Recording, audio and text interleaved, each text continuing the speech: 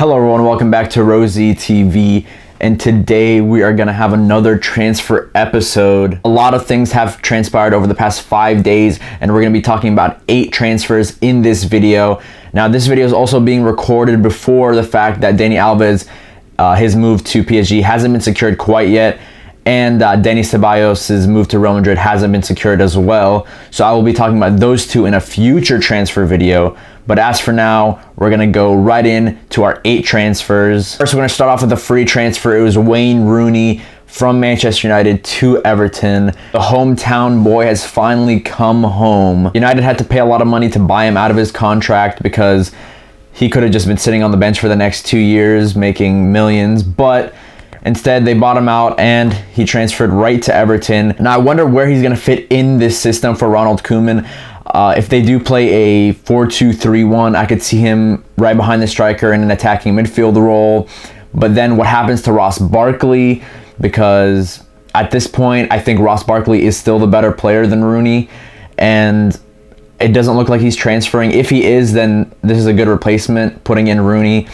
I could also see them doing a 3-4-3, 3-4-2-1 hybrid where you could have Rooney and Barkley behind Sandro Ramirez, kind of tucked in like how Arsenal do with Sanchez and Ozil behind Giroud. Some people are also saying that he could possibly evolve his game and go into a central midfield position, but I really don't see that. They already have guys like Davy Klaassen, who they bought in this season, Morgan Schneiderlin, Idrissa Gueye, and I don't think he's going to get in past those guys. I also think Rooney's been unfairly criticized for a lot of things. He's been the scapegoat for a lot of Manchester United's problems over the past few years. Still think he's a legend at the club. He's their all-time top scorer.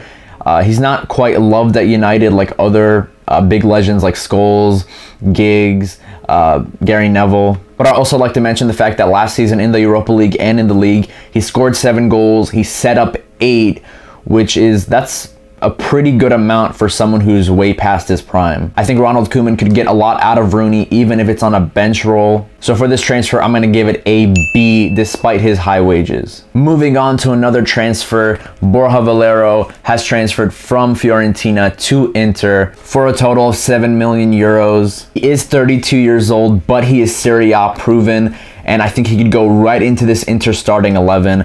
He's also very unlucky to be playing in such an amazing generation of Spanish players, because I do think he deserves more caps. He is uncapped for his national team, which is a real shame. Also, with the loss of Banega at Inter, I think Borja Valero could slot right into that attacking midfield spot. He played a lot of that last season for Fiorentina. He had 2 goals and 11 assists, which is a very good return for a 32-year-old player. And while he's not a long-term option for Inter, I think this is a good signing to get them back into the Champions League, possibly a top 4 spot. And at the same time, it has weakened a rival for that Champions League spot in Fiorentina, taking away possibly their best player. There's a lot of pros in this transfer. I think it's very good for Inter. Love Borja Valero as a player. I'm going to give this transfer a B+.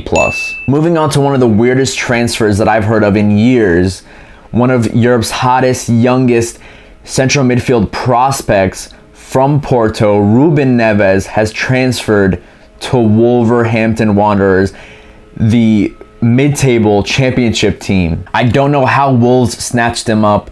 17 million euros. They broke their record transfer fee for him. He averaged last season in the league 1.9 tackles per game, 1.5 interceptions per game. And while I understand his stock is low because of the fact he only played 16 games last season within the league and the Champions League, he did have a lot of fitness issues, I guess, and injury issues.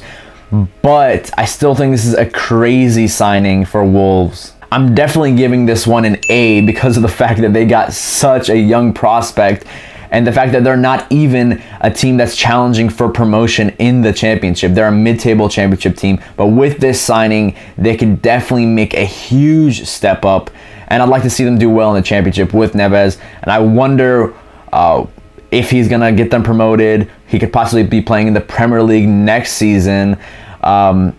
It's kind of crazy on all fronts. Maybe this is just a one-year thing for Neves, and then he'll get snatched up by a big club. This is definitely a crazy transfer. Moving on to Luis Muriel, who has transferred from Sampdoria to Sevilla. He's only 26 years old. He got 11 goals last season, 5 assists in only 31 appearances. He also has 1.4 key passes per game, 1.9 dribbles per game as well. I think this was a very solid signing for Sevilla. They do have some decent goal scorers, especially Ben Yedder, who had 13 goals last season in the league. Guys like Sarabia and Correa put up some good numbers. They also have Jovetic.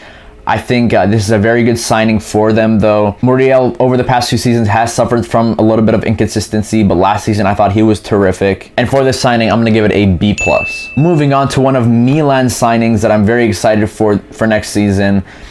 Andrea Conti has transferred from Atalanta for 24 million euros. Finally, we have upgraded from Ignacio Abate to Andrea Conti. Abate has been playing for us for a while.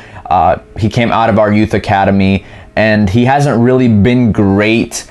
The last really good season he had was probably the season we won the Scudetto in 2011. But ever since then, it's kind of been downhill from there. So I think this is a great upgrade. One of Serie A's best fullbacks from last season. And he did have all of his minutes last season for Atalanta at right wing back. So he will be a little bit farther down for this Milan team, playing at a right back role. But getting good fullbacks in this market is very rare nowadays, so I think it was a very good signing. He has some crazy statistics as well. Last season he had 8 goals and 5 assists, which is absolutely insane for a wing back. You see a lot of those stats for a central midfielder, an attacking midfielder, and even some okay strikers. It's also important to note that probably the best right back in the world at the moment, Dani Alves, he had 6 more goals and 3 more assists in the Serie A last season, compared to Dani Alves. He's also no slouch in the defensive department as well. He averages 2 tackles per game, 2.3 interceptions per game, and also wins 1.2 aerial duels per game as well. I'm so excited for this signing. I think it's going to pan out very well. And for this signing, I'm going to give it an A. It satisfied one of our biggest needs at the right back position.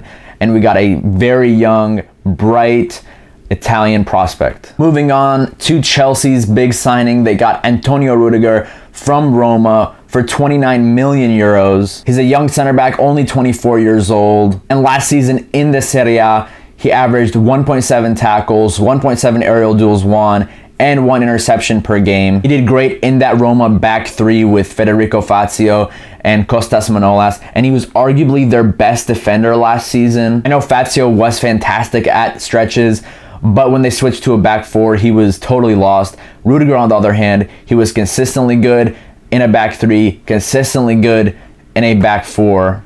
And I do think he even outshined Kostas Manolas. He won the Confederations Cup as well a few weeks ago for Germany. And he was playing for a defense who had the 2nd best defensive record in the league after Juventus, of course. Now, I don't know if he's going to go straight into the starting 11. I know Antonio Conte really likes him, but I think Cahill, Luiz, Azpilicueta, no one's going to displace them quite yet. By the end of the season, I could see him in the starting 11 replacing Cahill. They still have Christensen. They still have Kurt Zouma as well. So I think this is going to be a great depth option. They're going to be in the Champions League next season. And let's not forget, just a few days ago, they let go of Nathan Ake for 20 million. And now they've bought Antonio Ruettiger for 29 million. So I think this was some very good business. So for this transfer, I'm going to give it a B. Next, one of the best transfers so far this summer, James Rodriguez has transferred from Real Madrid to Bayern Munich on a 2-year loan with an option to buy. It's going to cost a total of 10 million for the loan, 5 million per year. And if Bayern exercise their option to buy, it's only going to cost them 35.2 million euros. That's some amazing business from Bayern. They get a world-class player for 2 years, and if it doesn't pan out, they can just send him back. On the other hand, this is some pretty bad business from Real Madrid. They've given up a world-class player to a Champions League rival that can definitely strengthen them. I'm sure teams like Chelsea and Manchester United would have forked out the 60 million to buy James Rodriguez. As for Bayern, I think this was a fantastic signing. There has been criticism of James Rodriguez.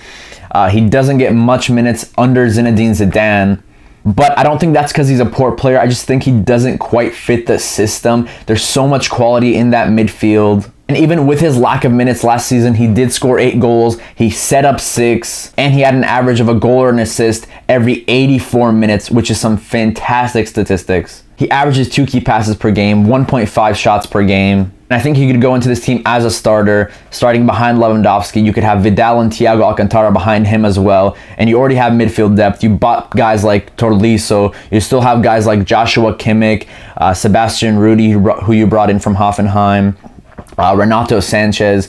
So Bayern are stacked. I'm giving this an A. Some fantastic business from Bayern Munich. Moving on to probably the biggest signing so far in this transfer window because of its high price tag. Romelu Lukaku has transferred from Everton to Manchester United for 75 million euros and plus add-ons that could go up to possibly 90 million euros. He's only 24 years old, and last season in the league he put up 25 goals, 6 assists for a 7th place Everton side. Last season he had 3.7 aerial duels won per game, 3 shots per game, 1.3 key passes per game, 1.7 dribbles per game as well. United were in dire need of a striker after Zlatan Ibrahimovic's departure because of his contract ending. But a few criticisms I have of Lukaku. He does have a poor first touch, which he's been heavily criticized of in the past. His pass accuracy is very low, 65.5% in the league. That is criminally low for any player.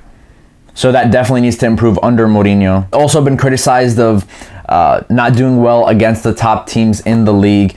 To be fair, his record last season was 4 goals against the top 6, which isn't too bad. But I don't think that tells the complete story. He does tend to disappear against these bigger clubs. And while I think that could hinder them in the Champions League next season, they still struggled in the goal department last season, and they were drawing against sides like Stoke and Burnley. So I think this could be great for those games especially. Lukaku gets consistent goals against lower table teams and gets 3 or 4 goals against the top 6. I think they could really challenge for the title. There's already so much quality around Lukaku. Guys like Mkhitaryan, Pogba, Herrera, Martial, Rashford, Juan Mata. So even if he doesn't perform in the big games, you still have a lot of quality around him that could make up for his poor performances. So for this transfer, I'm going to give it an A-. Let's not forget also United hijacked this from Chelsea. Chelsea looked almost certain to sign him, but United came from right under their noses and took him. So extra points for that. They did weaken a title rival in that sense as well. Anyways, let me know what you think of all of these transfers. Please like, share, and subscribe for more football content. And if you want to see any type of video this summer, please let me know in the comment section below. And thank you for watching Rosie TV.